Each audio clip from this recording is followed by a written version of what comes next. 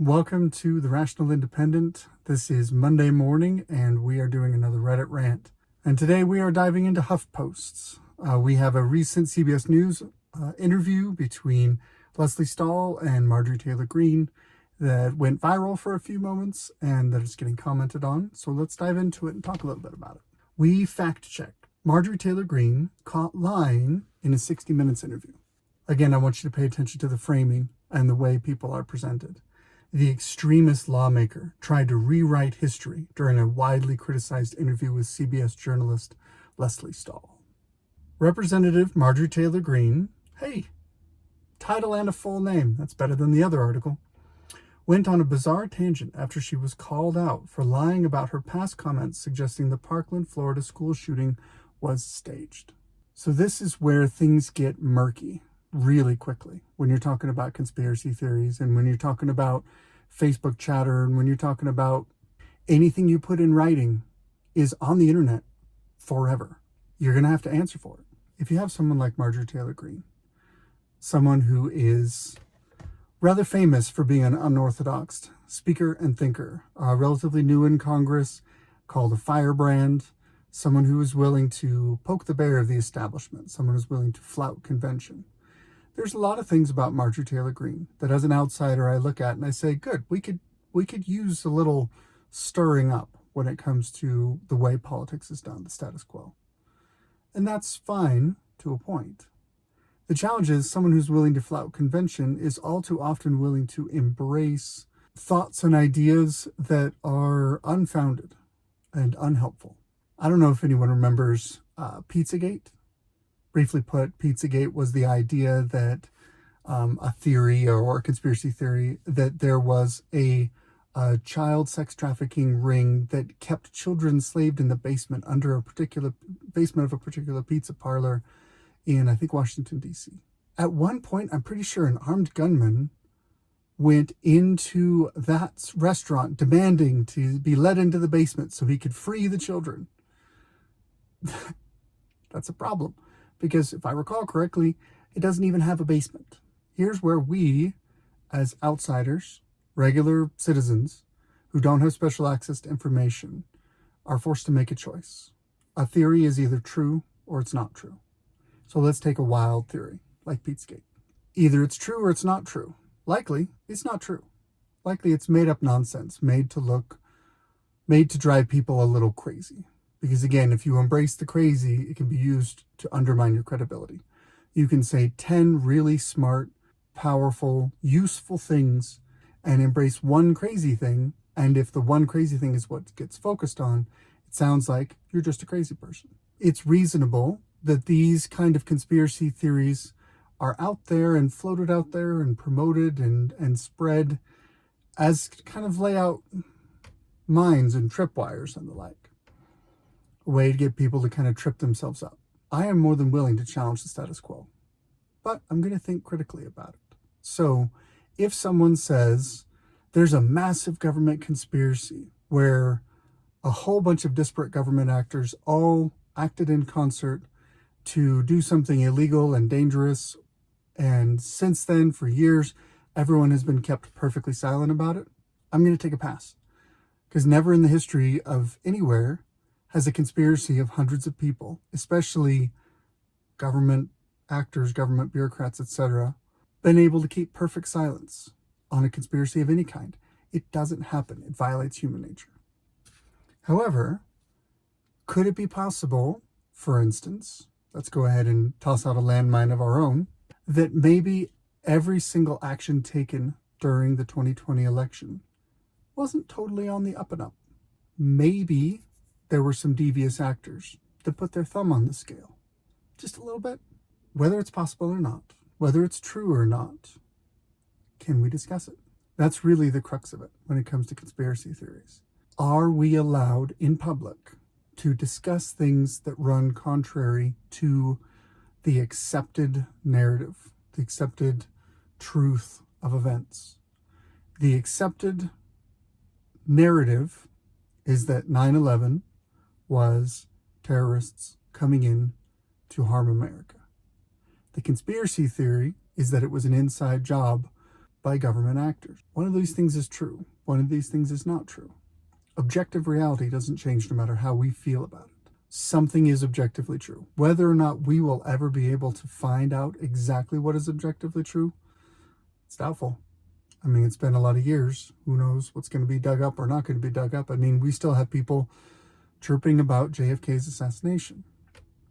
And that was 60 years ago, 55 years ago, long time ago. So some of these conspiracy theories never die. They're just part of the conversation. But as an outsider, can I propose alternate explanations? Am I allowed to discuss other possibilities besides what is officially accepted? If I can't, then you can kiss freedom of speech goodbye. If I can, then I should be made to look like a fool if I'm embracing something foolish. Let's return back now to the article. Marjorie Taylor-Greene wrote in a Facebook comment a reply to someone else saying that the Broward County Sheriff took a pension payment and retired or some sort in the wake of the aftermath as a payoff to keep his mouth shut because it was a false flag event. That's the word. It was a staged event. In addition to a tragedy, there was sneaky conspiracy, jibber jabber. People who are politically motivated to want gun control did something to foster that mass shooting so that we could push gun control legislation because everyone would be sensitized in the wake of a tragedy. I think that's the theory of the false flag. I don't espouse that belief. I don't see credible evidence there to even make it worth considering. On Facebook, again, Facebook is forever. Marjorie Taylor-Greene, before she was elected to Congress, writes in response to that, yes, exactly. In other words, she is espousing support for the idea that it was a false flag effort and that the sheriff took a bribe. Was that foolish? Probably. Is that a little kooky? Definitely. Has Marjorie Taylor-Greene espoused a lot of other kooky beliefs, from Pizzagate to QAnon, etc., whatever? Probably. I can't say I've dug deeply into her bio and her pre-elected office and post-elected office personal communications. Whether or not she still believes such things or ever truly believes such things, that's a judgment call. Whether or not she's just quieter about them now that she's a professional politician. Some people get more skilled at communication. My question for you is, and I think that this is what's most important from this article, is twofold. First, should we be allowed to question the official accepted narrative of events? Should we be allowed to flout conventional wisdom and propose alternate theories and explanations? It's pretty clear from recent years that there's a big push to say no, you're not allowed, especially on big tech platforms. If you said anything that went against the official COVID narrative, you were penalized. Or if you were a smaller account, you might have just gotten deleted. What about the 2020 election? If you said anything that ran contrary to the stated position that everything was completely on the up and up and nothing tricky happened at all, you could get your channel destroyed or hampered, blocked, shadow banned, whatever you want to call it. You could have your own personal economic well-being harmed for saying something or even questioning the accepted narrative. Now, the remarkable thing is the conventional narrative has changed. If you think about it, when COVID was first a big deal, Dr. Fauci got on and said, no, you don't need to wear masks. And he later changed his mind, and later the conventional wisdom was, yes, everyone should wear masks. When he was asked about that later, he said, the science was the same the whole time, but we wanted to make sure that medical professionals had access to masks, and so we told people wrong information to make sure that the important people had access to limited supplies worth of masks. He said it in a congressional hearing. That's not a verbatim quote, but it's pretty close. That's deceitful, certainly. But here's the funny thing. If you said you should wear masks when he said not, or if you said you shouldn't wear masks when he said yes, you put yourself contrary to the accepted narrative, and you put yourself at risk of being censored. If you proposed COVID-19 was released from a lab, accidentally or on purpose, intention aside. If it was a lab leak that was the origin point for it, you could get banned for making that statement. Until a few years later, when the government comes out and says, yeah, looks like it was a lab leak. Now, you're safe to say that. So what we're saying is, if the government says it, we're allowed to parrot it. If we run contrary to what the government says is the accepted narrative, we get squashed as disinformation. If the government later disagrees with itself, we get to agree with the new government position because that's now what's true. I don't know if you've read 1984, but it was not supposed to be a how-to manual. It was supposed to be a warning. The second thing that I want to talk about, and it relates to this point. Towards the end of this article, I'm going to read the closing paragraphs in whole because they are very revealing for a very dangerous ideology. CBS News faced significant backlash over the weekend for interviewing Greene and giving a platform to her dangerous rhetoric. Following the release of the sit-down, Stahl was criticized for allowing Greene to hijack the conversation, failing to adequately call out the lawmakers' false claims and normalizing the extremists' unhinged behavior. I've known Leslie Stahl for more than 40 years, worked alongside her for many election weeks. She has been a great journalist, but this is a disgraceful, cringeworthy performance. Shameful to the max. Norman Ornstein, some kind of scholar. This is even worse than I thought it would be, wrote The Atlantic staff writer Tom Nichols. Imagine getting outflanked by Marjorie Taylor-Greene, whose answer was, "What, are you going back to everything I said and done since kindergarten?" And Stahl just took it. This may be one of the most dangerous ideas in modern discourse, the idea of platforming. The idea that platforming someone is giving a marginal character center stage for a moment, giving them access to your audience by putting them on your platform and letting them broadcast their ideas to the general public. That is a moral failing, that is dangerous and wrong. Platforming is the process by which you take someone who's a little kooky and you bring them under greater scrutiny, and they say their kooky stuff, and the public sees it. And if you have a public who is willing to critically think, then you will see that kooky thinking and go, I can't go there with you. I don't know what's going on here, but that's weird. And you will actually undercut the credibility of that marginal character. In other words, if you have a megaphone and you hand it to a crazy person, that crazy person, by making himself louder, makes himself less credible. It's an amplifier of what you already are. And the average person is going to turn away from kooky thinking. There's an old saying, good marketing makes a bad product fail faster.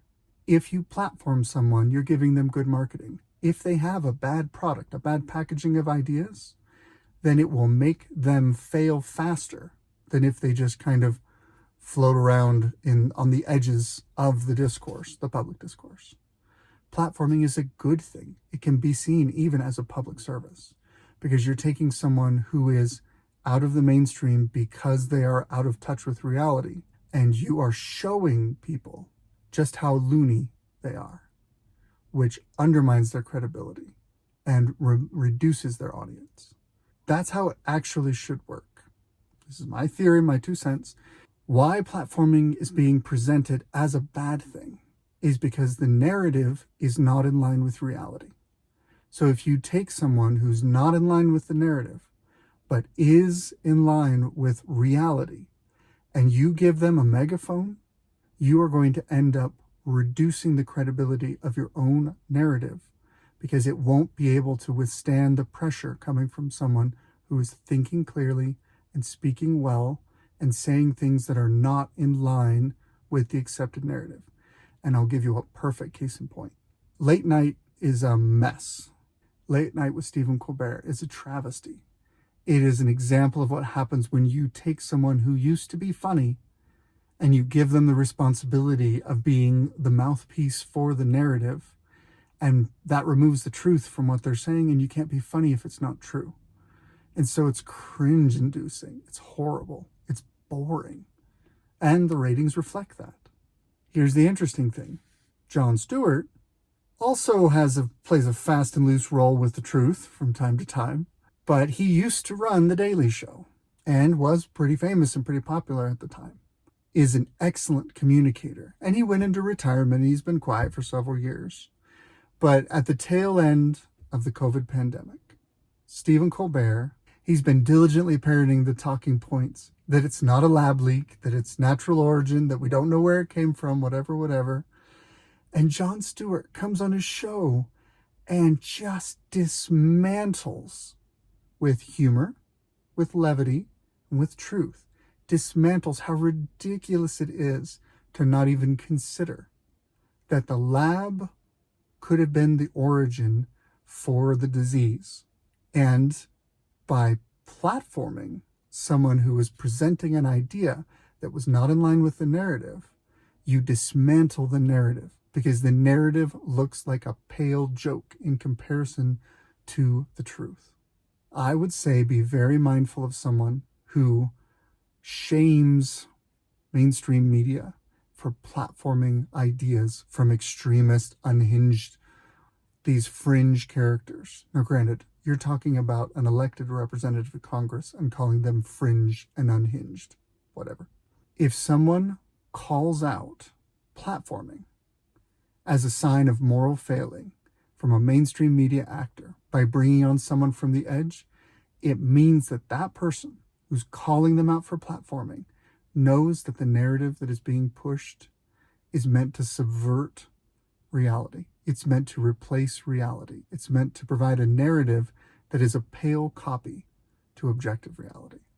And therefore they know that the narrative cannot withstand the challenge from someone who's willing to think outside the box and challenge conventional thinking. Conventional thinking should be mainstream because it is the closest understanding of objective reality as we can find as a human race. Does that mean we understand everything? No. But it means that our best and brightest thinkers have come together and established saying, this is as close as we can get, and therefore this is what we should believe as a society. If you're not doing that, then you've embraced a narrative for political ends, and that will always end in catastrophe. And that's the direction that we're going. That's my Reddit rant for today. Good luck out there.